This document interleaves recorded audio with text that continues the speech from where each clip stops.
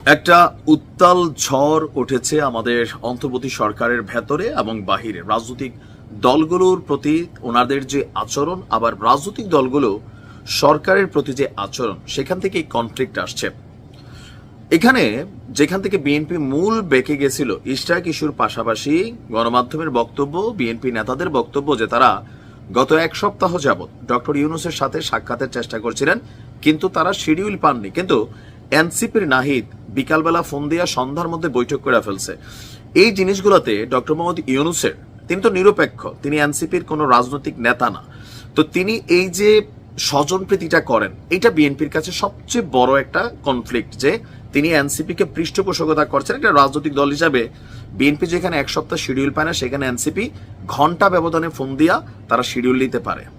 এরকম অনেক জিনিসে অভিমান ক্ষোভের দানা বাঁধছে। এর পাশাপাশি মাস্টারমাইন্ড ইস্যু সহ শুরু করে ছাত্রদের দলকে, রাজনৈতিক দলটা তৈরি করানো অনেক ইস্যুতে ডক্টর মোহাম্মদ ইউনূস তিনি বিতর্কিত, এটা অস্বীকার করার সুযোগ নেই। এই যখন অবস্থা, স্বাভাবিকভাবে বিএনপি বলছে যে সরকারকে তারা সহযোগিতা করবে নাকি করবে না, এটাও তাদের চিন্তার এখন একটা সময় আসছে। এর মাঝখানে এনসিপির নাহিদের মুখ থেকে প্রচারিত হওয়া পদত্যাগ ইস্যু, যেটা নিয়ে সারা বাংলাদেশের আর কোনো দ্বিতীয় ব্যক্তি নেই, যেটা সাক্ষী প্রমাণ হয়েছে। যাই হোক, এই ঘটনার পর আজকে আমি যখন নিউজটি করছি, কয়েকটা দলের সাথে বৈঠক হয়েছে, ব্রিফিং হচ্ছে। এর মাঝখানে গুরুত্বপূর্ণ অংশ হচ্ছে উপদেষ্টা পরিষদের সাথে রুদ্ধদ্বার একটা বৈঠক করেছেন। সেই বৈঠক থেকে ডক্টর মোহাম্মদ ইউনূস যে আওয়াজ দিচ্ছেন, এই আওয়াজটা আসলে কতটুকু কাজে লাগবে সেইটাও প্রশ্নবিদ্ধ। কারণ পদত্যাগ ইস্যুতে সারা বাংলাদেশের মধ্যে একটা শ্রেণী ভাবছিল সবাই ডক্টর ইউনূসের হাতে পায়ে ধরবে, ওনাকে রাখতে চাইবে, কিন্তু বিষয়টা আসলে তা ঘটে নাই। বিএনপি ডাইরেক্ট বলছে, ভাই যদি আপনি না থাকেন, আমরা বলি না আপনি চলে যান, তারপরে যদি আপনি চলেই যান আমরা বিকল্প খুঁজে নিব। এবং কি এটা নিয়ে আজ থেকে বড় কোনো কিছু আর রিয়াকশন ঘটে নাই। তো দিন শেষে আমরা একটু আগে উপদেষ্টা পরিষদের যে বিবৃতি দেখলাম, সেখানে বলা হয়েছে অন্তর্বর্তী সরকার পদত্যাগ করবে না, মানে ডক্টর ইউনূস পদত্যাগ করবে না। সেটা আমরা প্রথম থেকে জানি, তিনি পদত্যাগ করবেন না। তবে এখানে আরেকটা বল নিক্ষেপ করা হয়েছে, তবে এই বলটাও খুব বেশি কাজে লাগবে আমার মনে হয় না। কেননা বরাবরই আমি আমার ভিডিওগুলোতে একটা কথা বলি, সাধারণ ছাত্র জনতা, সাধারণ জনগণ বলতে এই দেশে কোনো শব্দ নাই। আপনাকে বলতে হবে এটাকে বিএনপির জনতা, না আওয়ামী জনতা, না ডক্টর ইউনূসের জনতা, না এনসিপির জনতা, না জাতীয় পার্টি জামাতের জনতা। সাধারণ বলতে এখানে কেউই নাই। এই শব্দগুলো রাজনৈতিক নেতারা তাদের স্বার্থে ব্যবহার করে। যেমন আওয়ামী লীগ বলতো তার সাথে 18 কোটি জনগণ আছে, এনসিপি বলে 18 কোটি জনগণ আছে। তো আওয়ামী লীগের যদি 18 কোটি জনগণই থাকতো, তাহলে রাজপথে নেমে সরকারের পতন ঘটালো কারা? এনসিপির সাথে যদি এই দেশের ছাত্র জনতা থাকতো, তাহলে ডাক দিলে 100 মানুষ পায় না কেন? বাকিরা কই? মাঠ পর্যায়ে এখন শক্তির হচ্ছে বিএনপির জনতার সবচেয়ে বেশি। এই জনগণ যেদিকে ভাইব করবে, সরকারকে ওই দিকেই যেতে হবে। এর বিপরীতে আসলে কিছুই করার নাই।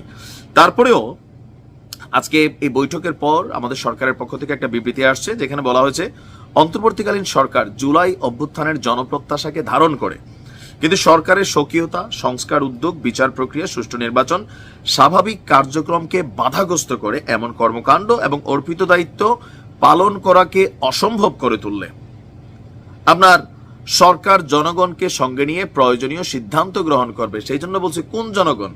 আপনি এনসিপির জনগণ নিয়ে সিদ্ধান্ত নিলে এখানে কোনো সিদ্ধান্ত নিতে পারবেন না, আপনাকে নিতে হবে সার্বিক জনগণ, কিন্তু এটা তো নাই। এখন বাধাগ্রস্ত কারা করতেছে?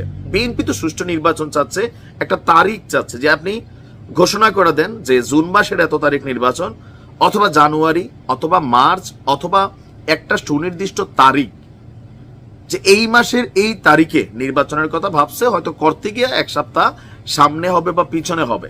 যেখানে নির্বাচন কমিশন বলছে তারা ডিসেম্বরে নির্বাচনের প্রস্তুতি নিচ্ছে, এই জায়গা থেকে বিএনপির বক্তব্য যে নির্বাচনের একটা সুনির্দিষ্ট রোড ম্যাপ দেন, কিন্তু সরকার বড় সংস্কার, ছোট সংস্কার, এই বিষয়গুলোতে বিষয়টা কিন্তু ক্লিয়ার করছে না। আবার এনসিপি ক্ষমতাকে কুক্ষিগত করতে চায়, এটা বিএনপির ধারণা।